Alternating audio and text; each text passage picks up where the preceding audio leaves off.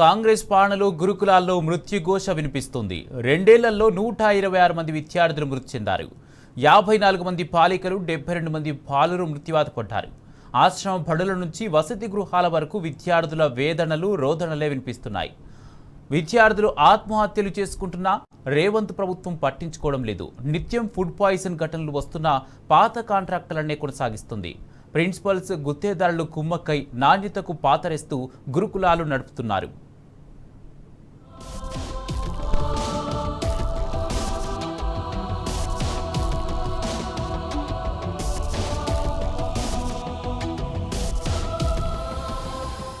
BRS హయాంలో దేదీప్యమానంగా వెలిగిన గురుకులాలు నేడు కాంగ్రెస్ అరాచక పాలనలో వెలవెలబోతున్నాయి. గురుకులాల విద్యార్థులు నాణ్యమైన ఆహారం అందక దవాఖానాల పాలవుతున్నారు. కలుషిత ఆహారం తిని అనారోగ్యానికి గురవుతున్నారు. గత రెండేళ్లలోనే ఏకంగా 126 మంది గురుకులాల విద్యార్థులు మృతి చెందడం పరిస్థితి తీవ్రతను సూచిస్తోంది. మృతుల్లో బాలికలు 54 మంది, బాలురు 72 మంది ఉన్నారు. ఈ పరిస్థితికి సర్కారు అనాలోచిత నిర్ణయాలు, పర్యవేక్షణ లోపాలు కారణమని విద్యావేత్తలు, గురుకుల సిబ్బంది ఆందోళన వ్యక్తం చేస్తున్నారు. గురుకుల పాఠశాలల్లో విద్యార్థుల ప్రాణాలు పోతుంటే సర్కారు మాత్రం పేరుకు ఎంక్వైరీ కమిటీ వేయడం, కంటి తుడుపుగా అక్కడి వార్డెన్ లేదంటే ప్రిన్సిపాల్ను సస్పెండ్ చేసి చేతులు దులుపుకోవడం పరిపాటిగా మారింది. అసలు వాటికి కారణాలేంటి? ఎందుకు ఇలాంటి ఘటనలు పునరావృతమవుతున్నాయి? ఎవరు కారకులు? పరిష్కారం ఏమిటి అన్న అంశాలపై ప్రభుత్వం, ఉన్నతాధికారులు దృష్టి సారించడం లేదు.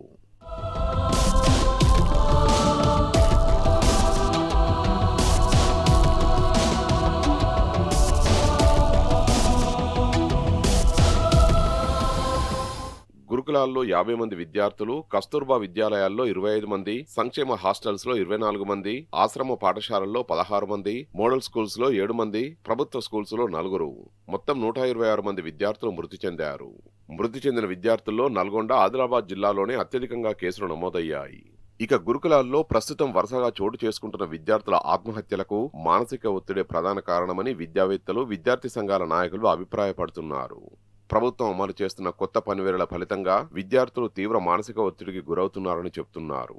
గురుకుల విద్యార్థుల దినచర్య ఉదయం 5 గంటలతో మొదలై 7 గంటల వరకు బ్రేక్ఫాస్ట్ ముగించి ఆ తర్వాత 8 గంటల 15 నిమిషాల నుంచి మధ్యాహ్నం 1 గంట 25 నిమిషాల వరకు 7 పీరియడ్లను ఏకతాటిగా నిర్వహిస్తున్నారని ఆందోళన వ్యక్తం చేస్తున్నారు. గురుకుల విద్యార్థుల్ని రోబోల్లా ట్రీట్ చేస్తున్నారని, మొత్తంగా 16 గంటల షెడ్యూల్లో విద్యార్థులకు 2.5 గంటల పాటు పర్సనల్ టైం కూడా లేదని, అందులోనే బ్రేక్ఫాస్ట్, లంచ్, డిన్నర్ పూర్తి చేయాల్సి వస్తోందని చెబుతున్నారు.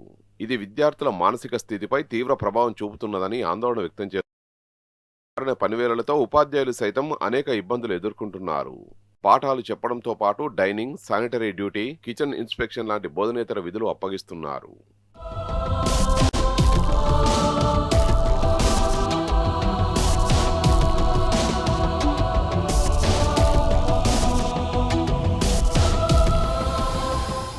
గడిచిన రెండేళ్ల కాంగ్రెస్ పాలనలో నిత్యం ఎక్కడో ఒక చోట గురుకులాల్లో ఫుడ్ పాయిజన్ ఘటనలు జరుగుతూనే ఉన్నాయి.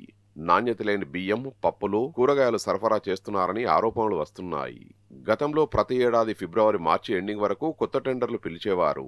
కానీ కాంగ్రెస్ అధికారంలోకి వచ్చిన దగ్గర నుంచి కొత్త టెండర్లకు నోటిఫికేషన్ ఇవ్వలేదు. 2025-26 విద్యా సంవత్సరానికి సంబంధించి టెండర్ల ప్రక్రియను ఇప్పటికీ పూర్తి చేయలేదు. దీంతో పాత కాంట్రాక్టర్లే ఇష్టారాజ్యంగా వ్యవహరిస్తున్నారు. పెరిగిన ధరలకు అనుకూలంగా ప్రభుత్వం రేట్లు ఇవ్వకపోవడంతో గుత్తేదారులు థర్డ్ గ్రేడ్ సరుకుల్ని అందిస్తూ ఆహార పదార్థాల్లో నాణ్యత లోపిస్తూ ఫుడ్ పాయిజన్ కేసులు ఎక్కువవుతున్నాయి. దీంతో విద్యార్థులంతా పలుచోట్ల అస్వస్థతకు గురవడం చూస్తున్నాం.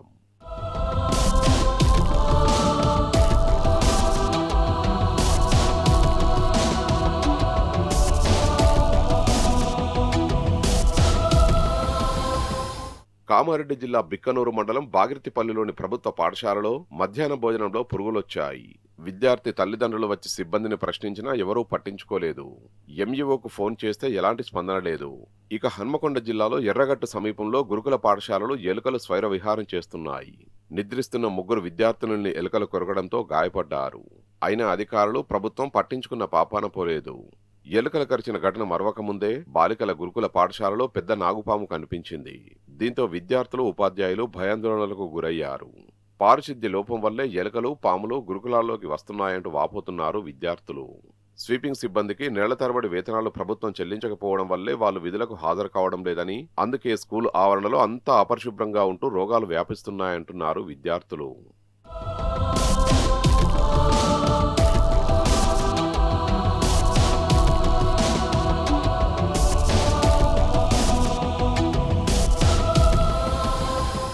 పేద విద్యార్థులు చదువుకొని ఉన్నత ఉద్యోగ కేసీఆర్ మొదలుపెట్టిన గురుకులాల్ని రేవంత్ సర్కారు నిర్లక్ష్యం చేస్తూ పేద విద్యార్థుల్ని ముప్పు తిప్పలు పెడుతోంది.